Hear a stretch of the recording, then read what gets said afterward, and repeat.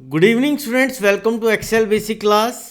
यहाँ पे हम सीखेंगे रोज और कॉलम्स के फार्मूले के बारे में।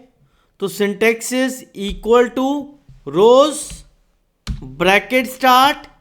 यहाँ पे हम सेल रेफरेंस लेंगे तो F7 कॉलन F7।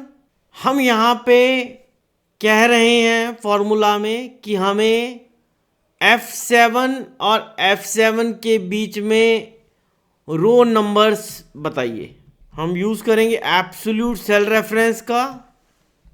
एक सेल रेफरेंस में ब्रैकेट क्लोज, फॉर्मूला को हम कॉपी करेंगे from top to bottom.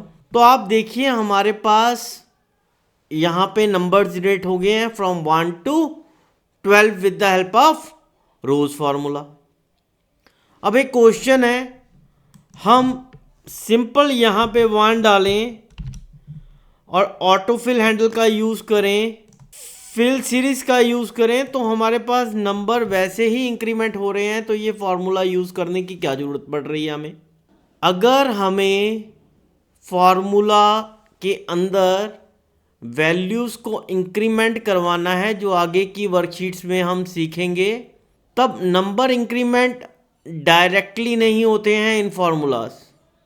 Cell references increment होते हैं बट नंबर्स इंक्रीमेंट नहीं होते हैं। तो उसके लिए हमें यूज़ करना पड़ता है फार्मूला।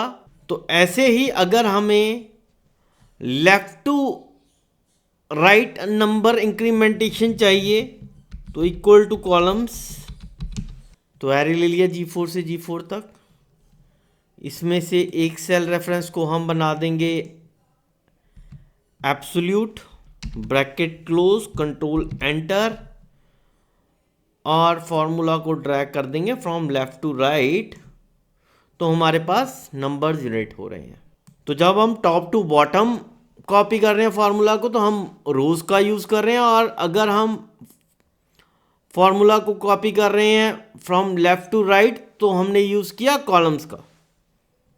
तो सेल रेफरेंसिंग कैसे वर्क कर रही है, F2 यहाँ पे हमें लास्ट सेल में कैलकुलेट करके दे रहा है rows from F7 to F18। Between F7 to F18 हमारे पास रोज जो होती हैं वो होती हैं 12।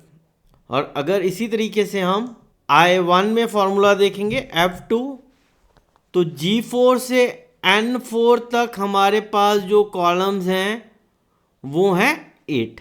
Thank you.